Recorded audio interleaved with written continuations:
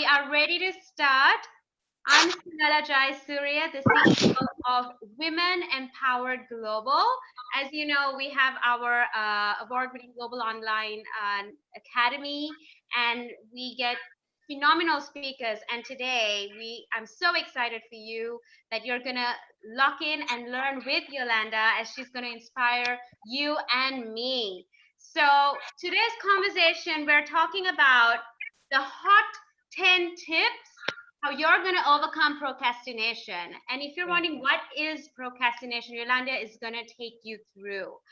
All right, so let me introduce to you Yolanda. Yolanda Shields, she's a best-selling author, has over 20 years of experience as a business leader, and also does international workforce development and social entrepreneurship work in the continent of Africa and other third world countries. She is a much sought after speaker and trainer in the area of human capital management, small business startup, entrepreneurship, nonprofit startup, and sustainability, fund development, women empowerment, diversity, and career development. So as you know, it's no wonder why I had to go grab her, right? She has traveled extensively throughout the US, France, UK, and Africa. Yolanda is also in our global partner network. She has phenomenal expertise, and she has assisted over 20 corporations in the area of fund development, talent development, HR, strategic planning, and oh my goodness, coveted, and so many more accolades to add. So with that in mind, I know you're as eager as I am to get straight into it. And with that introduction, Yolanda, I'm going to make you spotlight video. Okay. So that everybody's going to see you and focus on you. All right, Yolanda, we're ready for you. Give it to us.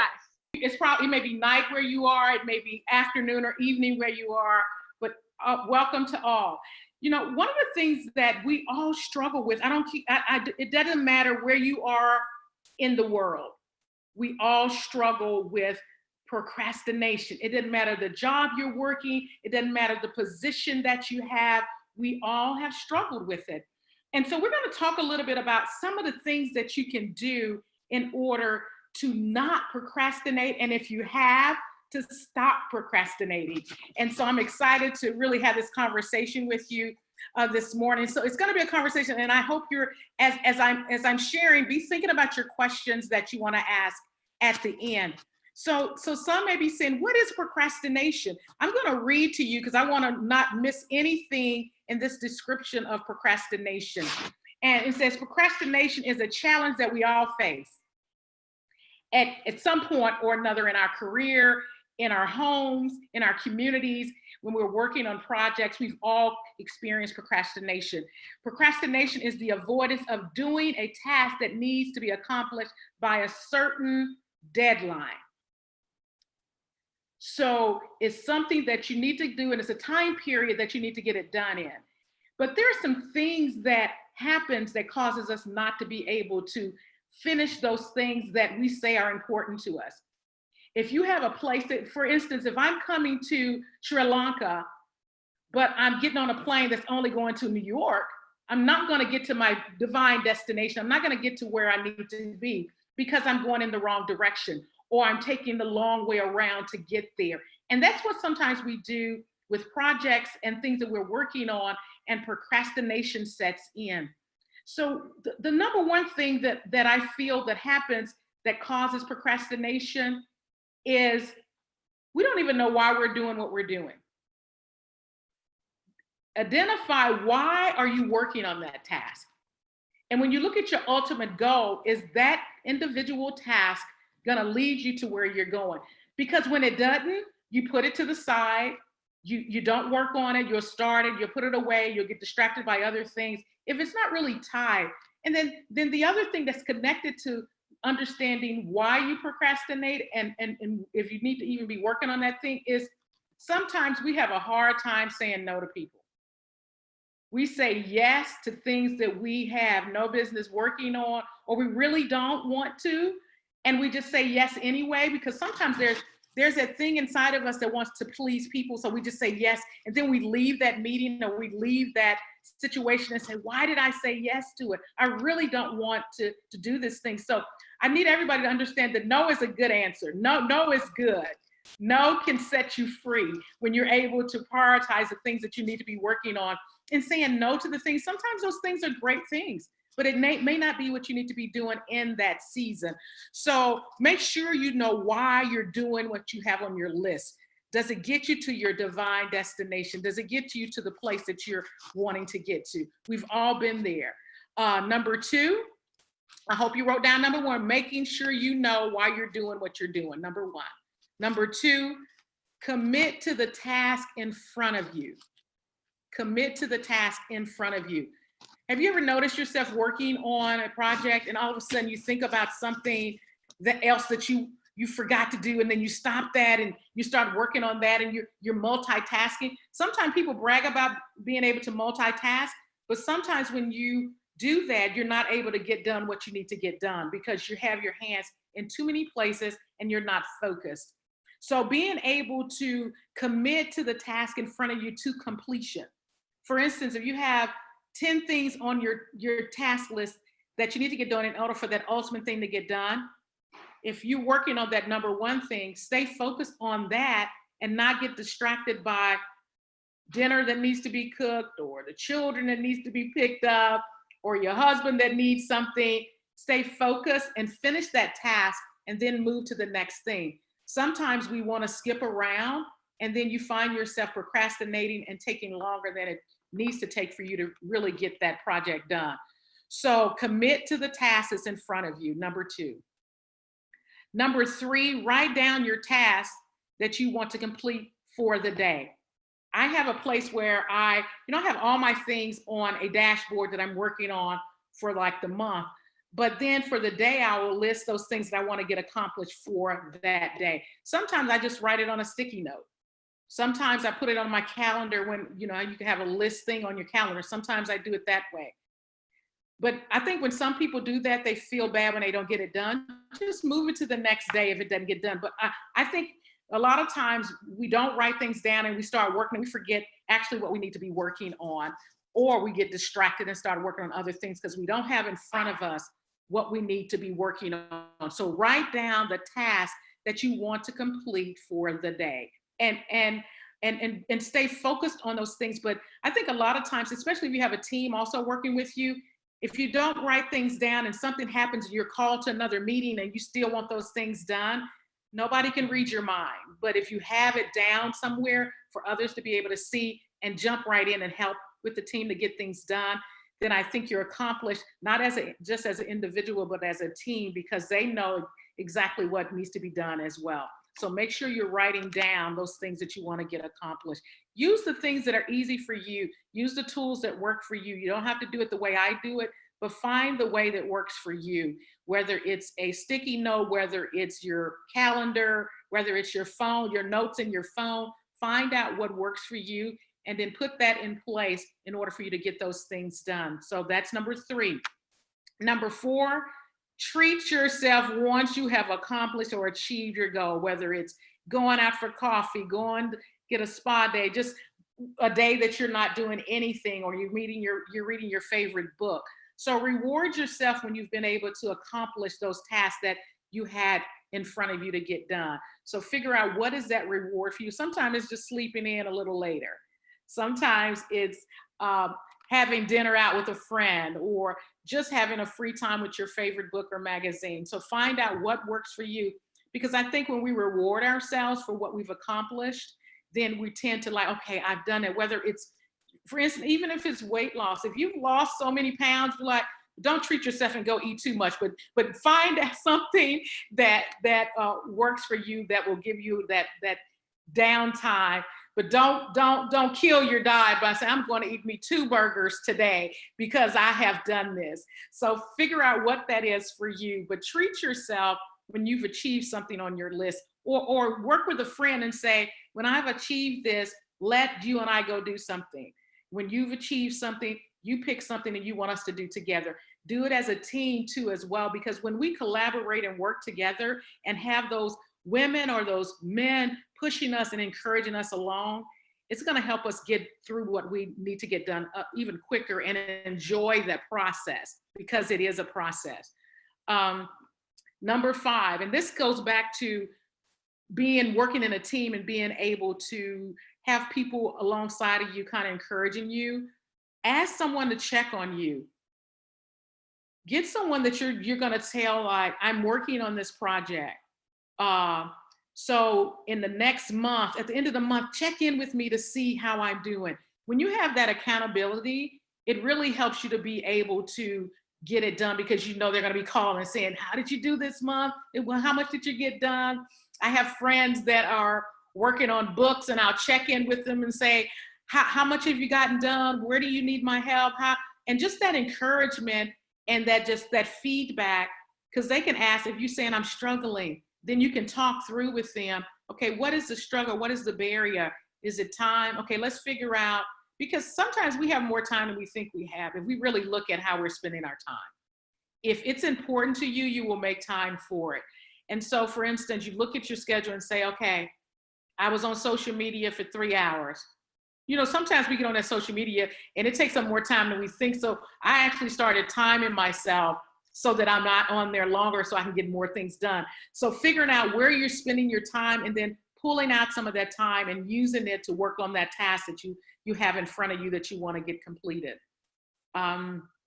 So have someone check on you. So identify who that person could be. Think about that now as we're on the webinar. Who could that person be that could be your accountability partner that can check in with you to see how you're doing, whether you're finishing a book, whether you're writing a project, or whether you're preparing for a presentation, you're starting a business, and you're trying to get everything in order for that. Have that accountability partner that can check in on you to say, okay, how you're doing. Okay, so think about who that could be while we're here this today. And then we're on number 6, act as you go. Act as you go. Like, take action as you go. Don't get so overwhelmed. But sometimes we look at the end and we're in the middle and we get overwhelmed because we see how much more we have to get done. But if you take a look at, act on the thing that's right in front of you, you tend not to get so overwhelmed with what all you have to get done. Because if you're looking at the end, even if you're a runner, if you're looking at the end mark, you're like, oh my God, am I going to be able to finish this? But if you like, okay, let me just do this first mile, or let me do this first obstacle, and not worry about getting to the end. Because if you, what you have to understand, if you take action, that means you're moving toward your ultimate goal. But you have to stay focused on that thing that's in front of you and take action on that particular thing. Everybody good? Great, great, great. So we're going to go to number 7. Maximize your distractions. Maximize your distractions. What's a distraction for me may not be a distraction for you. For instance, if I'm working on writing projects, I can listen to music. Some people, that's a distraction for them. If you're working on something, make sure that if you have several things open on your computer, that if your email is beeping, and there's a way to shut all of that off. So limit your distractions. I have to sometimes find an environment where I love coffee shops, but sometimes when I go to coffee shops, I see so many people I know. It's such a distraction, because then I get social and I start having conversations with them and forget while I was really there. So finding places for you to work that's not distracting when you're needing to focus on a particular thing. Sometimes you can be in an environment with other people and it doesn't distract you, but sometimes it does.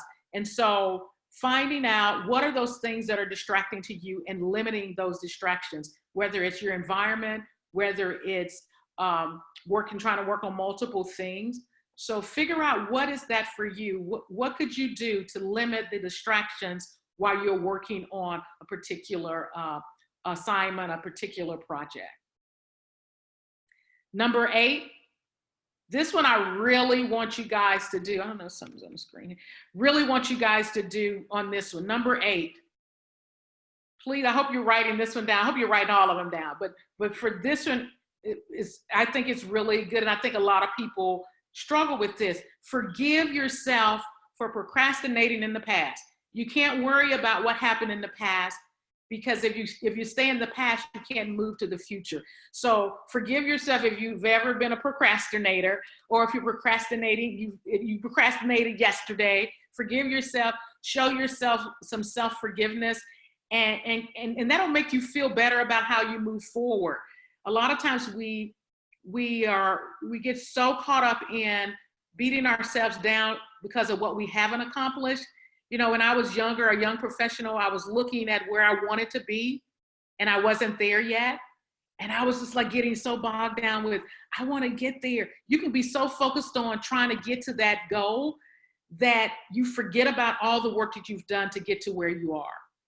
So one of the things I want you to do this weekend or next week, take a look at, because a lot of times we all want to be at a different place in our career or a different place, a position where we work, and sometimes we're not there yet.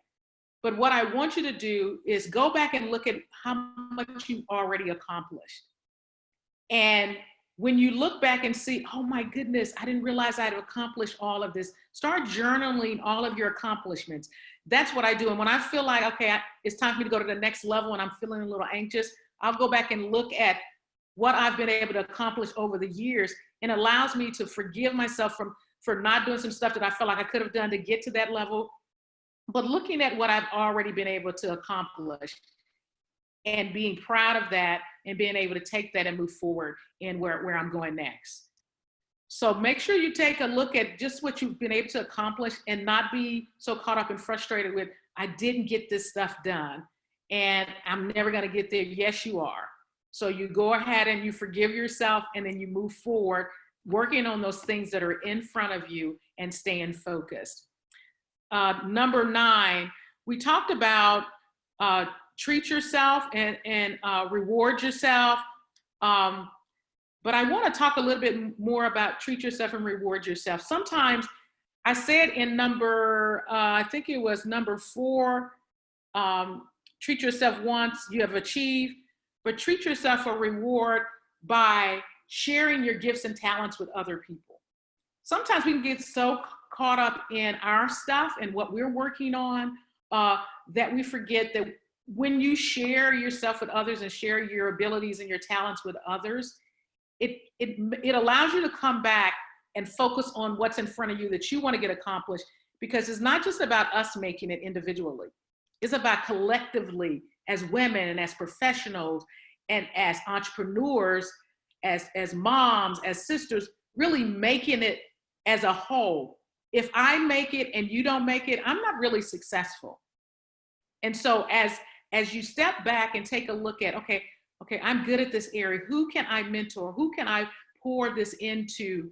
And then once you come back to your stuff, your mind is more clear, and you really can focus on getting those things done because you shared your gift with someone else. That's really important to me, that I not just focus on myself making it, but I focus on helping other women, other men that I work with make it as well. Because if they're successful, I'm successful.